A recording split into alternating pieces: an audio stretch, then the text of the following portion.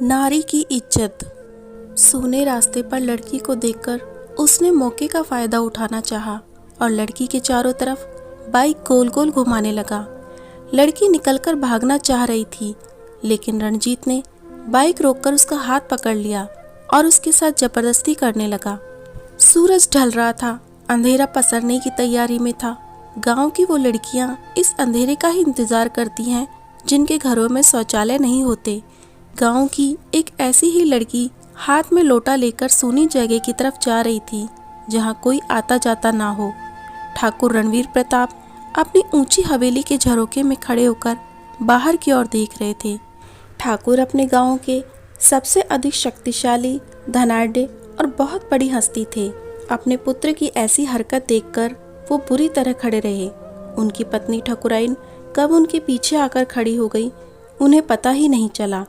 रणजीत अपनी हद को पार करे उससे पहले साइकिल पर एक नौजवान लड़का वहां से गुजरा। एक लड़की को इस तरह मुसीबत में देखकर अपनी साइकिल जमीन पर पटककर वो रणजीत से भिड़ गया। दोनों में हाथापाई होने लगी। लड़की मौका मिलते ही वहां से भाग निकली और रोते हुए अपने घर पहुंची।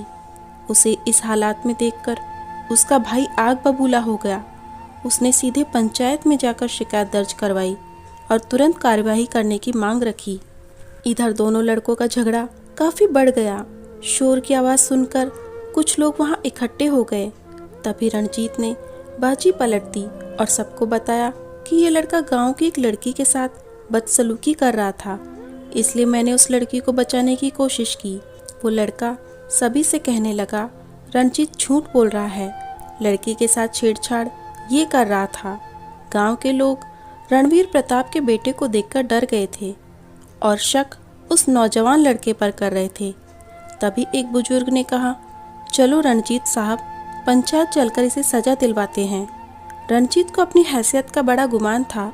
वो जानता था उसे कुछ नहीं होने वाला।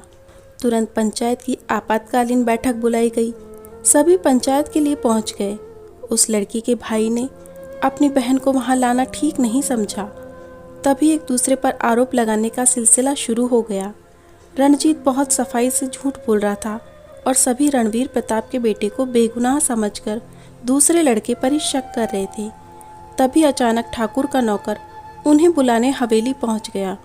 ठाकुर जी, ये आवाज़ जैसे ही रणवीर प्रताप के कानों में आई, वो चौंक गए और जल्दी से नीचे आए। ठाकुर का नौकर रामा उन्हें देखते ही बोल उठा, जल्दी चलिए, रणजीत भैया को पंचायत में ले गए हैं। ठाकुर और ठकुराइन तुरंत ही पंचायत पहुंच गए।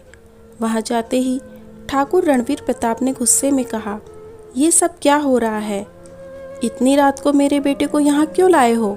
क्या बात है? ठाकुर को सारी घटना से अवगत कराया गया। ठाकुर ने अपनी आंखों से सब कुछ देखा था, लेकिन पुत्र मोह में वह ऐसा प्रदर्शित कर रहे थे मानो उन्हें कुछ पता नहीं। नहीं नहीं, मेरा बेटा ऐसा नहीं कर सकता। इस नालायक लड़के को दंड दिया जाए, ठाकुर रणवीर प्रताप ने चिल्लाते हुए कहा।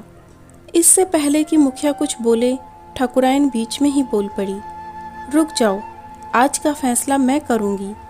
ठाकुर जी, आप धृतराष्ट्र हो सकते हैं, किंतु मैं गांधारी नहीं, जो नारी की इज्जत पर हाथ डालने वाले बेटे को वज्र का बना दे और उसे बचाने का हर मुमकिन प्रयत्न करे।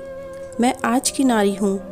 उस युग में द्रौपदी का चीरहरण एक नारी माँ होने के कारण भूल गई थी, लेकिन मैं पहले नारी हूँ, उसके बाद एक माँ। नारी का अपमान करने वाले को मैं कभी माफ़ नहीं करूँगी, फिर चाहे वो मेरा बेटा ही क्यों ना हो। मुखिया, यहाँ दोषी रणजीत है और ये सब मैंने अपनी आंखों से देखा है। आप इसे सजा दें। अगर आपको हमारी स्टोरी अच्छी लगी हो तो वीडियो को लाइक और चैनल को सब्सक्राइब करके हमारा मोटिवेशन बढ़ाएं। अगर वीडियो में कोई कमी है या कोई सजेशन है तो कमेंट में हमें ज़रूर बताएं।